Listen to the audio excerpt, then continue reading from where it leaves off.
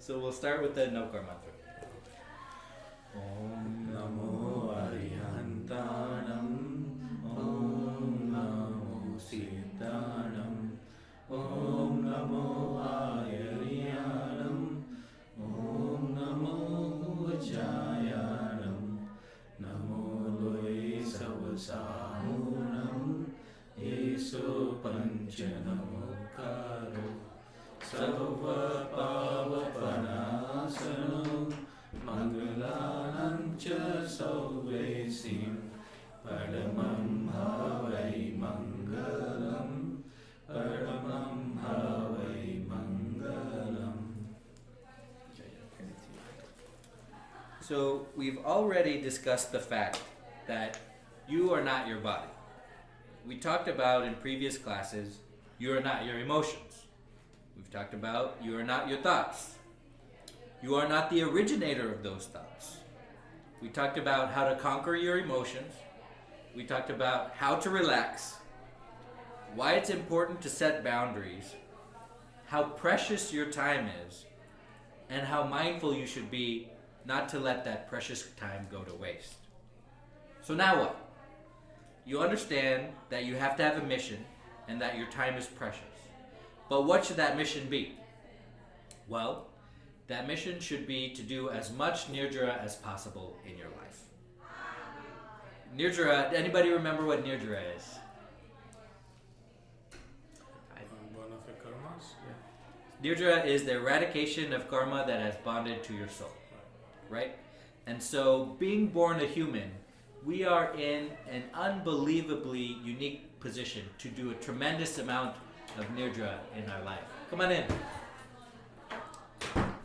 So, because we have consciousness, any Nirjara that happens from an animal is by accident. It's just the fruition of the karma that is already there. But we are in a position to eradicate karma that has not come to fruition yet. Okay?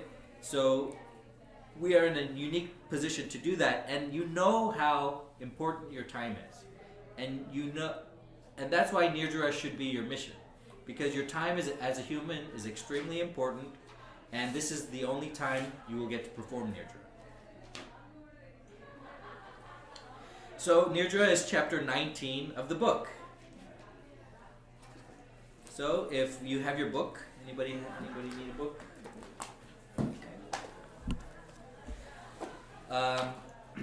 So we have two types of Nirjara, external and internal. So it goes to external tap and internal tap.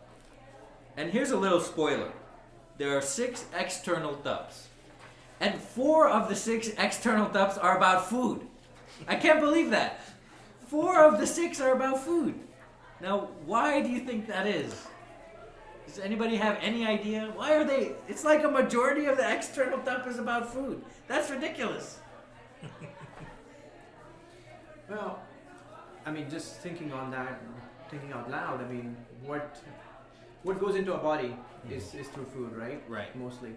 And with that, there is so much associated with the food. I mean, when the food is produced in the farm, to all the way the farmer is producing it, to us having it. So there is so much happens between that. So that might be one of the reasons. And obviously it doesn't just give us energy, but it has a positive and a negative effect. Right. So that might be the reason that I haven't. Sure. Any other theories? I think it drives you, right? Your desire to eat different things will make you more things that you're not supposed to be doing. Right. So something your willpower, your internal willingness to let go the things is the core. Either it's a food or something else. This may probably bring more willpower to control your thoughts and emotions. Could be more emotion. Also, it depends on how the food is actually prepared. You'll find that, especially when somebody who's very happy and that person is cooking the food, you can, when you have that food, you get those vibes as you rightly said. So it also depends. Food is one of our, one of the most important routine, I would say. And if you do that properly, then the chances are that you are going towards that path where you could go towards liberation. Right. And I think that one of the reasons that it's mostly about this external stuff is mostly about food is because that's when you forego everything. You can forego sex. You don't need sex to live. You can do without it. You can isolate yourself. You don't need other people to live, mostly. You can go be a hermit and live in a cave. You can do without that. But you can't do without food. And water, you can drink water, but there's no variety in water. Like, there's different things to drink, but you have to drink water. So there's not much to say about that. But you can't do without food. If you're a hermit in a cave, you still need to eat, right? And so it's one of the things that I think is so fundamental that it's applicable in the society we find ourselves in now, as well as what society was previously, as well as when we were hunters and gatherers. Because the only thing you really need to do is to eat, to live, right? People say, oh, we're here to reproduce or whatever. You don't really need to reproduce to live. But you do need to eat. I mean, what else do you need to? You need to breathe, right? So breathing, I think there are some thups about breathing, and so, but there's not a variety in water, and there's not a variety in breathing. But there's a tremendous amount of variety in food, right? So that's one of the reasons I think a lot of this is about food. So let's go for number 1. This is the first of the 6 external thups. Fasting. So fasting for a day or multiple days is called fasting. It's called anasha. And when you take a vow to fast for the rest of your life, when you're near death, that is called santara. And so, anybody here do fasting, especially during the Holy Weeks? What has your experience been? Emotionally and mentally when you fast? So it's I feel that it's testing my will, my willpower, strength, mental control. Mm-hmm. And the very first day is always difficult, starting from tea in the morning all the way to the end of the day. But next day, almost every time I felt I can do it again. I mean, now I can continue. It's not a problem. And the second day feeling is so much better. I feel lighter. I feel my body has gotten a break. Mm-hmm. The machine that we use 24/7 is pretty much getting a little preventive maintenance, if you will, if I talk our industry language. So that's what I feel. And it's just the sense on the second day of being self-disciplined, being mentally strong is hard to describe. Right. So you have a great feeling about the sense of control and the feeling that it gives to your body.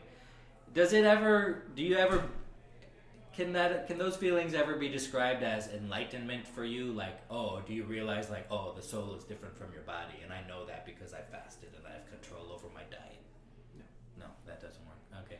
Anybody else have any kind of experience? Anybody do fasting? Yeah. No. So for last so many years, the Samvatsari falls on Ganesh Chaturthi every year, right? Yeah. And my cousin, he's a Maharashtrian, and we always have Ganesh Chaturthi celebration at his house. And that's the place that when we are fasting is full of food, full of everything is there. And like you said, that's the one day that I do it. I used to do it a lot in India, but not over here. Because of our routines, it is so regimented that every day what happens. So the second day, when it's a Parna time, definitely I can think of, I can pull it out even more, right? Yeah. But as far as doing it, and when I do it, I generally do it chavya without water, right? So you stop that 134.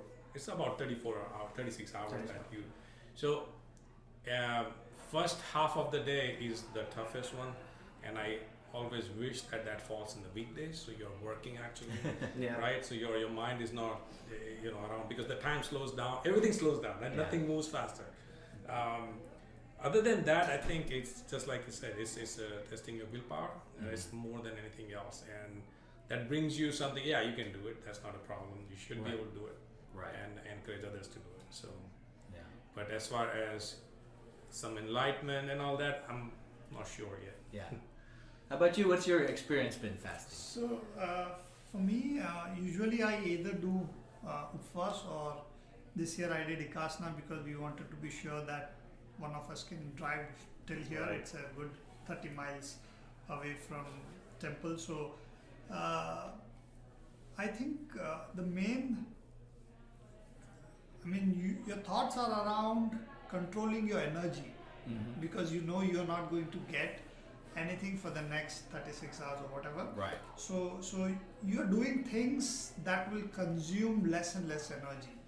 That is where I've not had that enlightenment as such, but automatically your mind starts thinking that then you're not shouting, you're not being very angry, you're not so automatically it turns, and then you're thinking about religion and thinking to read these books, for example. So it brings towards, I would say, so fasting in a way, if it can be done every month, it would be really good, because then you know you're focused, and that is the time when you are closer towards doing things which you normally don't do because of various reasons in your day-to-day life. Yeah. So it's a type of enforced mindfulness. It does. Right. Yeah.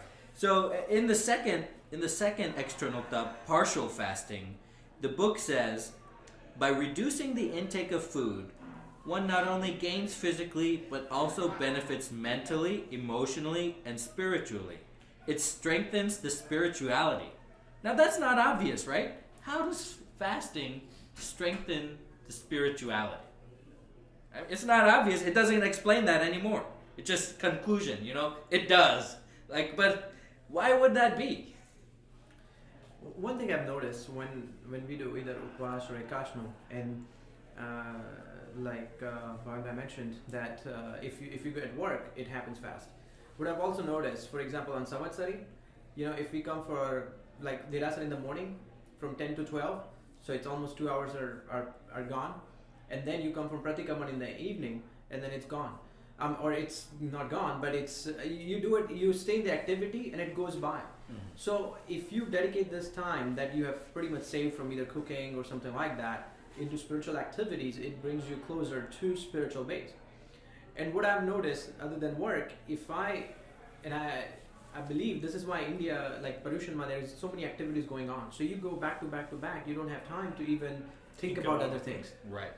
And in fact, there is a positive nourishment happening while you are fasting. So I think those two reasons, it brings you closer to spiritual, because at least you have to, one meal you don't have to think about. Otherwise, even if we do chovya or something, we say, okay, we need to go home, cook, eat, clean. Here in US, there's so many activities. You imagine that you gain 2 hours that you can do something else. And I guess, I don't know if in the Indian concept, that's the reason they're talking spiritually. But other than, even if I think about, my body doesn't have to digest all the food that I eat all day. Now it can think about something else, like spiritual. That might be the reason I would think. I think that you hit the nail exactly on the head. We eat 3 times a day, and if you think about meal planning and then cleaning up after, you could, if you have a family of 4, you could spend your time in the kitchen all day. Let's think about breakfast, let's make breakfast, let's eat breakfast, let's clean up, and then let's think about lunch, let's make lunch, let's eat lunch, let's clean up, and on and on and on. And so, in addition, we talked about at the top how time was precious and that this fasting is saving you time that you could use toward Nirjara. It's also about your mental energy that we were talking about. Just freeing up some of your brain cycles and thought processes to go into something that is more worth your time than eating. I think you hit the nail exactly on the head. So let's go to number 3 out of the 6 of external thup is limiting food items, okay? Again, predetermination of having certain items of food. Great, we eliminated meal planning. I know what I'm going to eat. It's on the board. I don't have to worry about it. I can spend my time more productively. To take food at a specific location. Great, I'm going to eat at the same place every day. To eat at a specific time. Great, I don't have to worry about it. When it's this time, I eat, and I don't worry about it. to get food from only a particular individual or certain type of person. That is probably not applicable to us, but it's more applicable to monks and nuns as they go around. So that's number 3. Number 4. Here's another one that I would like some kind of explanation on. Limiting tasty food. It involves renouncing the tasty food that one likes and eliminating the attachment for tasty food. For example, a simple bland meal without oil, butter, spices, vegetables, or maybe salt. Absence of milk, oil, butter, sugar, yogurt, and fried food. One who has a desire for tasty food cannot be free of sensual instinct. Okay, I understand about eliminating desires. We're not supposed to be attached to things. I understand that. But tasty food, it's not immediately obvious why this is the case. Anybody have any thoughts? One thing I can tell you, it's we have ambience here, and I think that's what it's referring to. It's one day when we try to eat something like that, you realize 2 things. One, there's a lot of things you can eat without all those things. Right. And food can taste nice, and you can get energy out of it. Right. That's for sure. And the second is how much we're used to, or habitual I would call it, to eat with all those things. That is not really good for us. If we can eliminate these things out of us, whether it's sugar, salt, I mean, we don't have to start worrying about reading the labels of all the products we consume. We can just be fine in our life if we can do that. So I think it's two-purpose. Medically, I think it's good.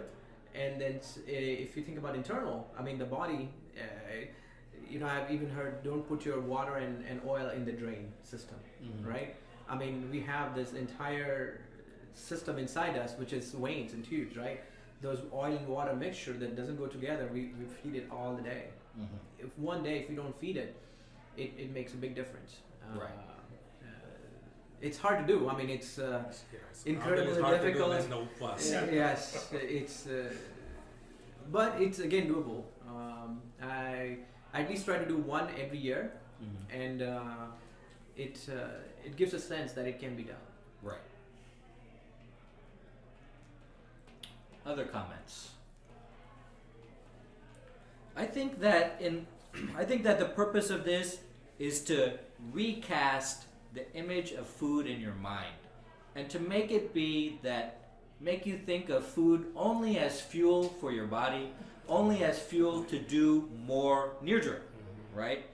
When you start to have really, let's say we do all these things in number 3 out of the 6. Predetermination, take food at a specific location, specific time. Well, it still could be tasty, right? And we still could, what happens when we have, let's say, a tasty food at a specific location, specific time, predetermined? Well, we start to look forward to that, right? We look forward to that before, when we're starting to get hungry, before that time. And that uses up our mental processes, that we look forward to it.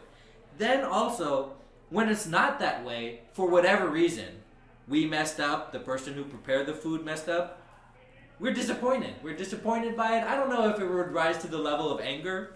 Maybe you get angry, but you're disappointed, you notice, right? Well, then it's not about the fuel aspect, if it's about the taste aspect, right? And then you have if you make it and you give it to your family, well, you have a certain amount of pride in that, right? And we know that that's not correct to have, right? Well, I'm taking care of my family, I'm giving them this tasty food, right? Well, there's a certain amount of pride that goes into that. Deceit and greed, I don't think come to play, but if 2 out of the 3 are coming into play, well, that's certainly an issue, right? So that's what I think, in addition to the things that you mentioned, I think that it's reframing the idea of food in our lives to make it work for us. Because remember, we talked about enslavement of the mind, right? And that's one of the big things that we always talk about.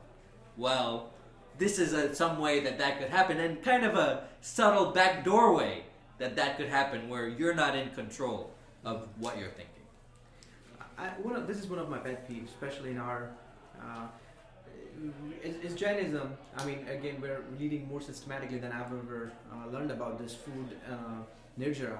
But somehow, in our society, as a Jainism, what we try to do, if there is an event, if the food is great, tasty, then it's considered a good event. Like a wedding, yeah. Or wedding, Yeah. or anything. Any- Yeah. And it's true for Gujarati as well, but it's like my dad, when I talk to him about the event, at first he tells me the menu of the event. And then it's my just dad. But that's partly because I'm so against it, and I feel like it's so much. And even if we see, if we notice here after lunch, I mean, you know, if people get so antsy about food and making sure we have enough food and things like that. And part of it, I think it's a product of what habits or what we have, culture we have been part of. It's not, it's just the result here. It's not the root cause. Mm-hmm. Every time I think about it, how can we get away from it and not be so conscious about, you know, having the food tasty, having more variety? And it just, I don't know, I don't have a solution, but I feel like that has kind of somehow ingrained in us that, you know, make sure you get good tasty food. If the food is not good, people will be upset already. They're okay, no matter how great the teaching or learning would have been for that day.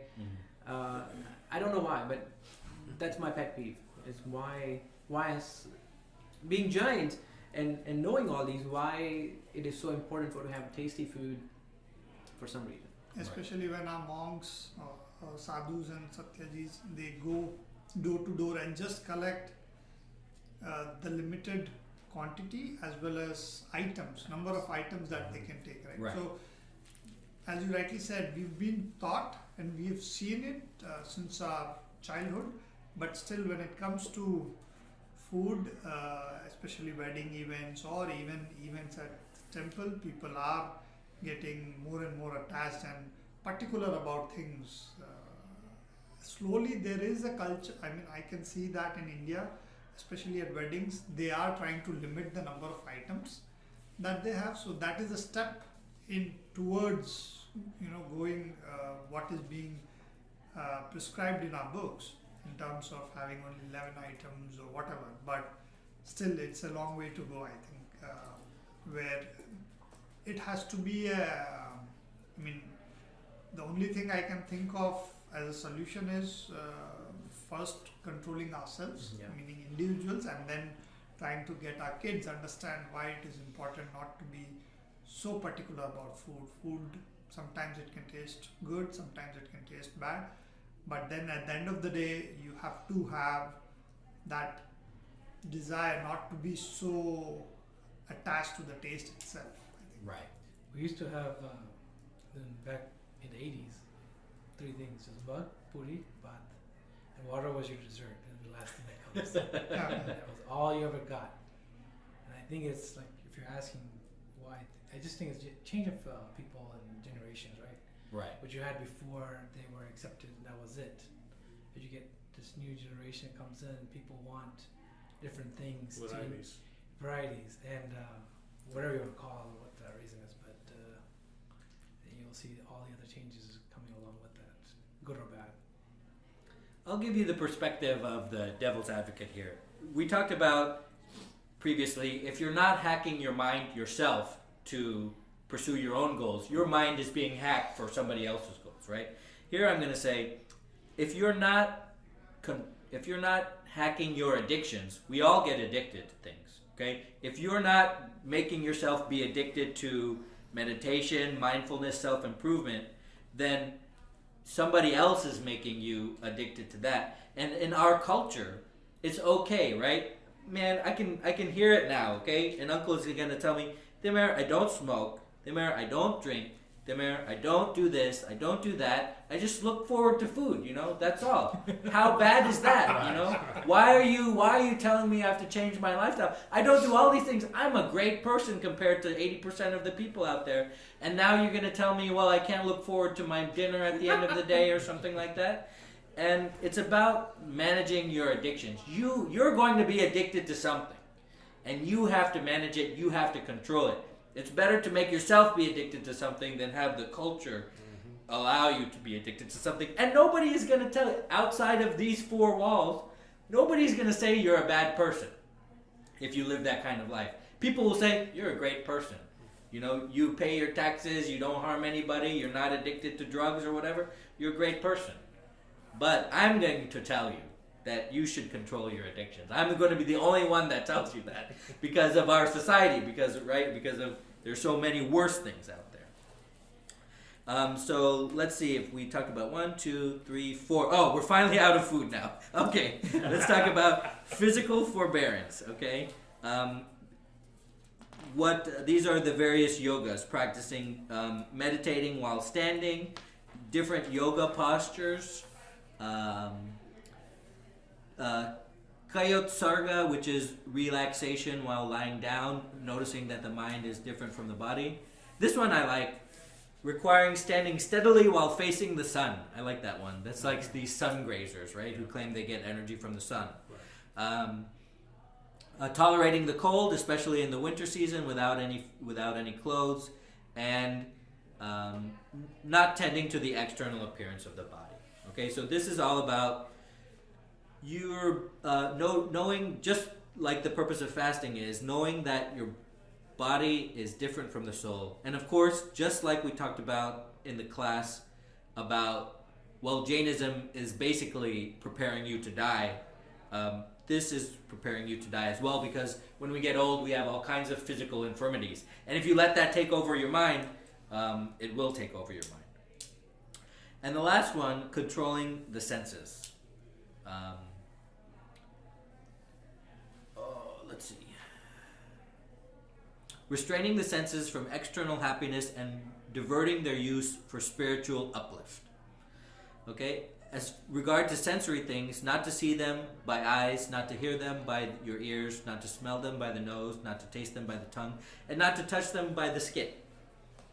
Don't develop a possessive attitude toward what you see, what you listen to, what you smell, and what you touch. So we try to surround ourselves by good sensory experiences. That's why we put those little candles in our houses, and that's why we like to look at greenery in our backyard. And these are pleasures of the senses. And you may not think about it like that. When we talk about anger, ego, deceit, and greed, that really doesn't come up in your mind, right? It's not about having good things, listening to good music and things like that. But controlling these is a way you can practice external tap. And remember that your senses are simply not necessary for any spiritual activity. Let's take meditation. Do you need to see? No. Do you need to hear? No. Do you need to feel anything to do meditation? No. Do you need to smell anything? No. Do you need to taste anything? No. You don't need any of your senses to perform meditation, right? So that should clue you in about people. We're so kind of used to swimming in the sea of sensations that we take it for granted, right? Well, how could I go on without these things? If I'm telling you the most important thing to do is tap, and the best way to do tap is meditation, and you need none of your senses to do meditation, that should clue you in about how important your senses are, which is not important at all. So comments on that?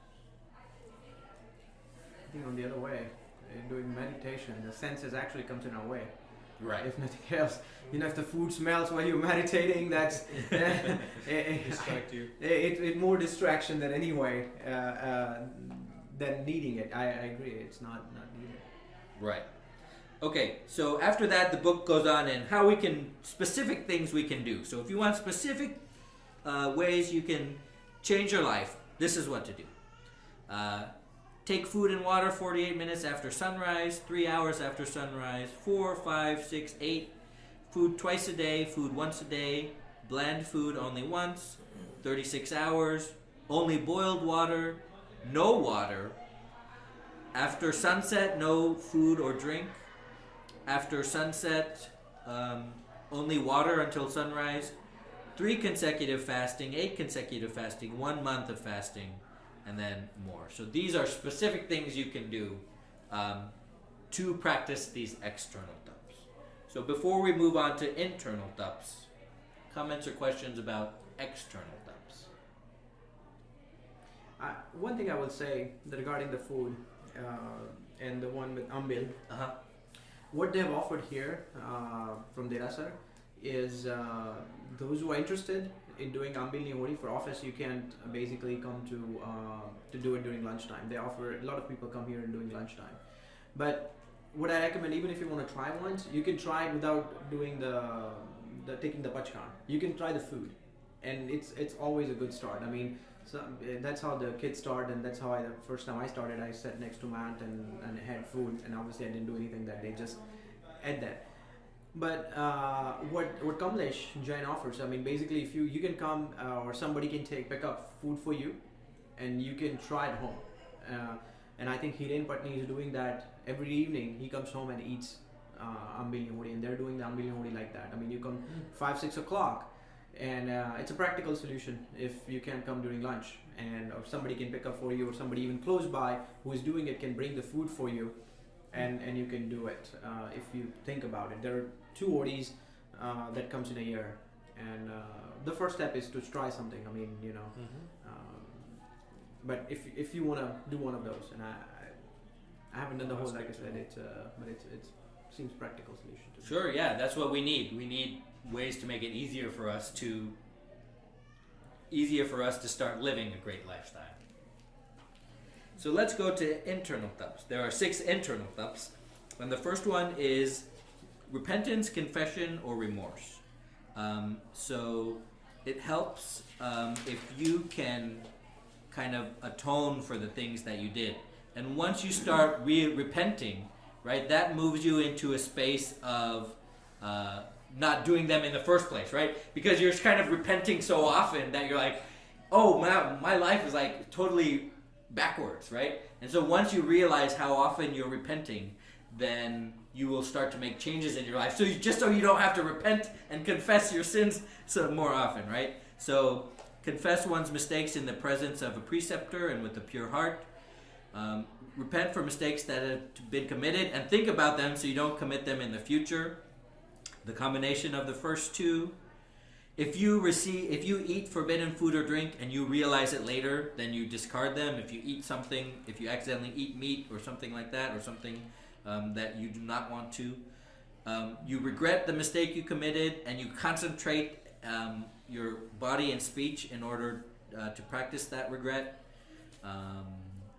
Internal penance, external penance.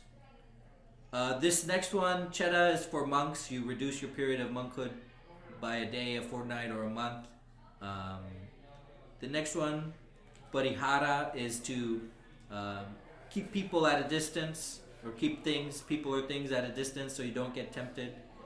And then, right, so this is about mentally recognizing you've made a mistake and trying to adjust your life afterwards. So the second out of the 6 internal taps, Vinay, humility. We first encountered humility as what? An opposite of ego, right? When we talked about ego, we said the way to practice against ego is to practice Vinay, or humility. But you'll notice as we go on, what about the other opposites? They're not internal taps, right? What was the way to eliminate anger? To practice what? Mindfulness. Right? And the way to eliminate deceit was to practice truthfulness, right? And the way to eliminate greed was to practice non-attachment, right? But those aren't listed. You don't see those listed as internal taps, right? So why would only one of them, Vinay, humility, be listed as internal tap? So if we want to read just what it says, Vinay denotes humbleness, submissiveness, kindness, courtesy, humility, civility, and respect. Vinay is considered the root of the religion per Jain canonical books. Okay, and then it goes into the 7 types of Vinay. Respect, humility about knowledge, faith, conduct, mind, speech, body, and paying homage, respecting other people. But my question still stands, it doesn't answer this. Well, if Vinay is so important, it's just the second of the 4 kashayas, the opposite of the second one, which is ego, anger, ego, deceit, greed are the 4 kashayas. and Vinay is the opposite of the second one, why is it given such prominence here?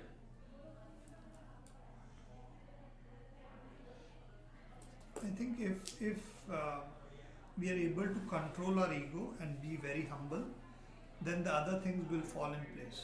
Mm-hmm. So probably Vinay or trying to have that ego go away would then eventually get anger. You are more you are having the self-control to control your anger and other things. So that is why probably they have highlighted that, and rest has just been ignored. I think you're exactly right. I think Vinay is actually not the opposite of the second one. I think humility will allow you to combat all four. Let's look at the common examples. When you have anger, your anger is typically directed at a certain person, right? But if you're humble, if you don't have any ego, you may start to consider things from that person's point of view. You may start to consider that person's actually right because you're questioning your own motives or your own anger, right?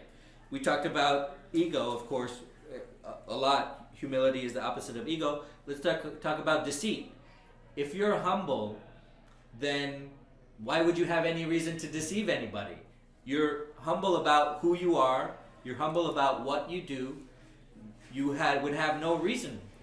Well, why do we deceive people? Okay, what's the common reasons we deceive people? To gain something. To gain something, right? And if you're humble, you don't need anything. You're happy with what we have. Probably to gain standing in people's minds, right? But if you're humble, why do you need to gain standing in people's minds? And greed. Greed is about money, right? And if you're humble, if you have a humble surrounding, if you're not worried about having great surroundings, a nice house, a nice car, if you're humble about it, well, that helps you combat greed. And I think you're exactly right. That's why it's so important. That's why it's here, and that's why none of the others are here too. Because this will help you with all four. So this is actually the most important. It's so important that it's number 2 of the 6 internal taps. So number 3, selfless service. This is about serving acharyas, upadhyas, tapasvis, all these holy people, serving them with your body, like getting them food and making sure they're okay. So the people that handle our dignitaries, they're practicing this, okay? They're practicing this type of selfless service. And it's different from Vinay. At the end it says, Vinay and selfless service differ from one another in that the former is a mental act and the latter a bodily one. Okay, so I don't know why it's an internal tup, but maybe it's because you're humbling yourself in the face of a dignitary or something like that. So that's probably why. So number 4 out of the 6, swadhyay, self-study. So to read, to ask questions, great. To repeat correctly, to reflect, okay, to ponder mentally about what you read, and to teach, right? So that's why I give you the opportunity to teach this class, right? Because I don't want to have the monopoly on this, so you should actually teach us, and then you will have practiced this certain type of swadhyay. I think that's pretty self-explanatory. It's an internal tup because it's about these mental processes that you have. And as we talked about at length earlier, when you're doing these things, you're not doing other bad things, right? So now that you're here for an hour a week, you're not doing those other things. And so the more you do them, the more it's better for you. Number 5, meditation or thought process. Okay, this is why meditation is here. Because, yeah, sure, there's lots of other things you can do, such as swadhyay. You need to be able to read, to see, to read the books, right? So if we go back to number 4, to read, to ask questions, to repeat correctly, you need your senses to do these things, right? But once you have those things, for number 5, your meditation, you don't need those things. And that's why this is when you're further along the path, or the gunasthanaks, then this comes into play. Because to ponder these things, you need to already have a certain amount of education, right? So the 4 types of dhyan, Artha Dhyan, Rudra Dhyan, Dharma Dhyan, and Shukla Dhyan, you move into, that's your frame of mind as you pursue the path of enlightenment. So Artha Dhyan, thinking about getting what is not desired, kids do this all the time, thinking about losing what is desired, thinking about a disagreeable situation, and hankering for material enjoyment in the future. Our kids do that all the time. We're adults, we're not supposed to be doing that. Rudyadan is fantasizing about evil actions, enjoying violence, lying, and stealing. Dharmadhyan, contemplating the commandment of omniscience. Okay, so this is great. So these first two we're not supposed to be doing, we're supposed to be out of. These next two we are supposed to be doing. We're supposed to be contemplating the words of the scripture, contemplating the nature of the defilements of what you do in your life, contemplating about karma and the consequences they yield, contemplating about the nature of the universe. That's Dharmadhyan. And Shukladhyan is the highest one. So this is like hardcore meditation. When you start meditation, then you will encounter these things, these four subtypes of Shukladhyan. Multi-aspect spiritual meditation, single-aspect spiritual meditation, subtle activity spiritual meditation, and absorption in spiritual meditation. So when you hear these stories, like it's crazy to think of, right? Like Mahavir was standing in a forest and a snake bit him. And he didn't notice at all because he was in so deep in meditation. It's all like on his face, like how could that even be possible, right? But it can be possible, okay? When you start to meditate, you will eliminate all your outside distractions and you will start to think about things very deeply. And so when you start, you hear sounds and sounds appear in your mind that are from the outside. But when you start to think deeply, you become engrossed in it. And then you stop hearing those sounds, okay? And then when you start to think even more deeply, so that's the evidence I'm going to point to you at. So when you start to meditate, be aware of being so engrossed that you don't hear the sounds outside. And if that is true, then you will start to believe that these other things can be true. That is, when you get so engrossed, you will forget where you are. Okay? When you get so engrossed, you'll forget you have a family. You'll forget you have a wife. You'll forget you have kids. And when you get so engrossed, you'll forget about your body. You will forget that you're a body in space. You will come to experience that you are only a soul. You can forget pain too? Exactly, yes. Scientifically, how's that possible? All your nerves are connected, right? But that doesn't mean you have to be aware of them. Your body's going to jerk as soon as something is cut off. No. If you are so engrossed that you don't hear something, your eardrum. Okay. No. I'm talking about hearing, right? Your eardrum is gonna move. It's gonna send a signal to your brain, but your brain is not gonna pay attention to it. So it will be like you haven't heard it. Same thing with pain. Okay, something's gonna cause you pain. It's gonna send a signal to your brain. Your brain is not going to give it any awareness at all, and so you have not felt it in any real sense of what we're talking about. So if you believe that you can become, and I hope that, because that's something we can all do, okay? We can become so engrossed in meditation that we will not have heard something. And let's say you can do it. Just the other day I was with my wife and I was like thinking about something and I didn't hear her and she said, "Did you not hear what I said?" I said, "No, I had no idea she said anything," right? Because I wasn't meditating, okay? I was just thinking about something. I was just thinking about something intently, right? Give us a good idea now. I had no. So, but you can experience that, not hearing something while you're meditating, and because it's the same, it's just signals from your brain.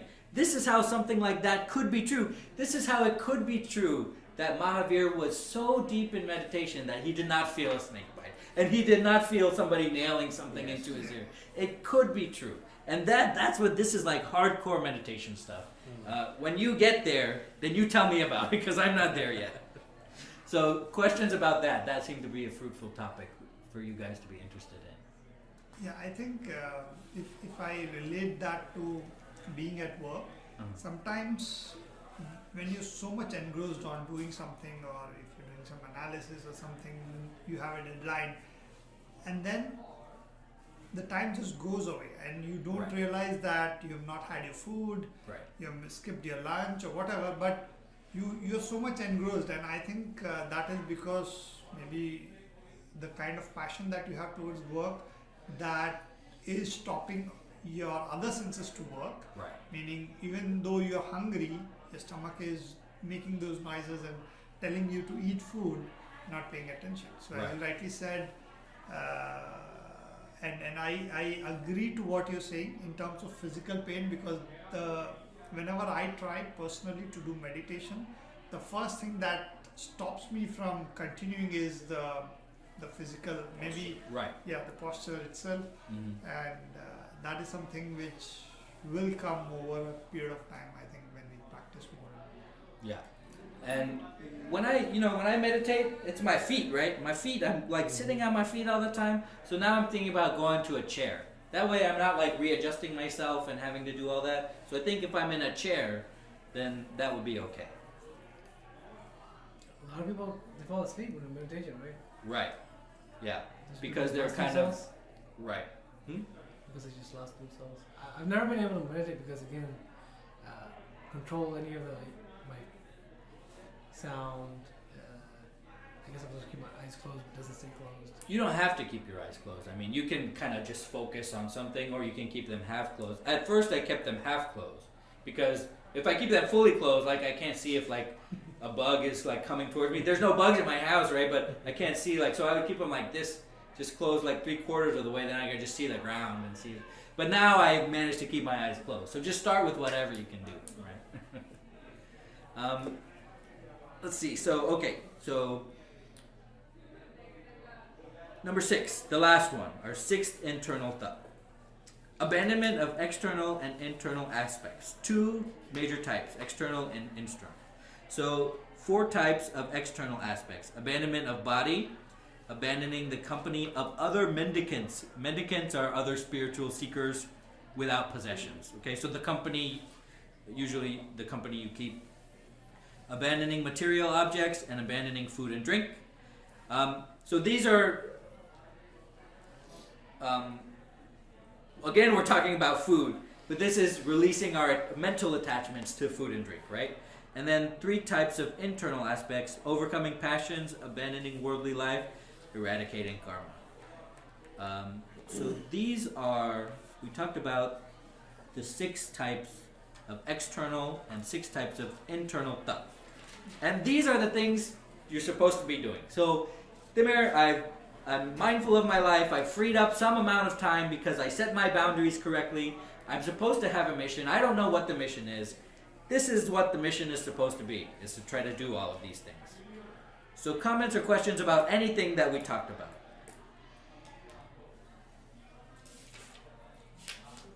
One thing on the meditation, like anytime you play a sports, you always want to warm up, you want to stretch out. So what I have felt better doing meditation is if you do some sort of a first type of yoga, just for like 3 minutes, 5 minutes to get your body relaxed.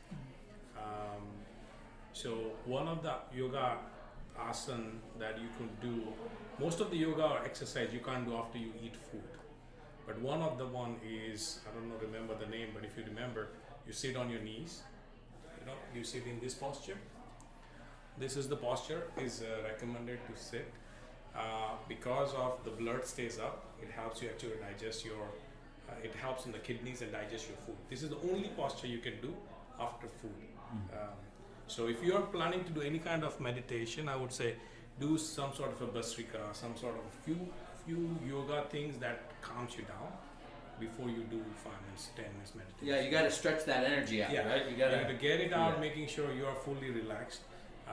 Because we say that you need to be relaxing and this and that, but physically if you stretch your body out and calm yourself down, that meditation works for me better personally. And one of the things that I highly recommend is to get one of these meditation apps, okay? Yeah, that's so true. I still use the apps. I don't meditate like by myself. Like I'm not there yet, okay? I still use the apps, but they get a little longer and longer and longer. They start out with 5 minutes, and then you can go to 10 minutes, and then you can go to 20 minutes like that, and that will help you. They're supposed to be like, a lot of people are like, I don't know, what am I supposed to think about meditation? It's too hard for me to sit by myself in silence, right? So they will tell you what to think about, and you can it's just like listening to a lecture in the main hall. It's a guided meditation app, and they will tell you what you're supposed to be doing. And they will tell you if you should close your eyes or open your eyes, or if you should take deep breaths or shallow breaths. So I highly recommend that, and it's free. All of them, even the paid ones, the beginning stuff are free. So if you're interested in that, I highly recommend guided meditation apps on your phone. There is one. The Art of Living is also recommending similar things. Right. Guided meditation on that. Right, and so that answers all your basic questions about is it okay to do in a chair? Is it okay to do standing? Is it okay to do... So there's lots of questions, right? Sure. So they'll answer all of them. So now you know why we're called the food religion, right? Why it's all about vegetarianism and well, this is why, right? So that's why. So now you know. So now you know if your friends ask, why is it all about food? Well, you can tell them, food is the kind of the driver of our force that it has the most variety of things possible and the kind of biggest waste of our time. That is so true. And money. Right. Well, thank you everybody for coming this week. I really enjoyed it. Thank you. Thank you.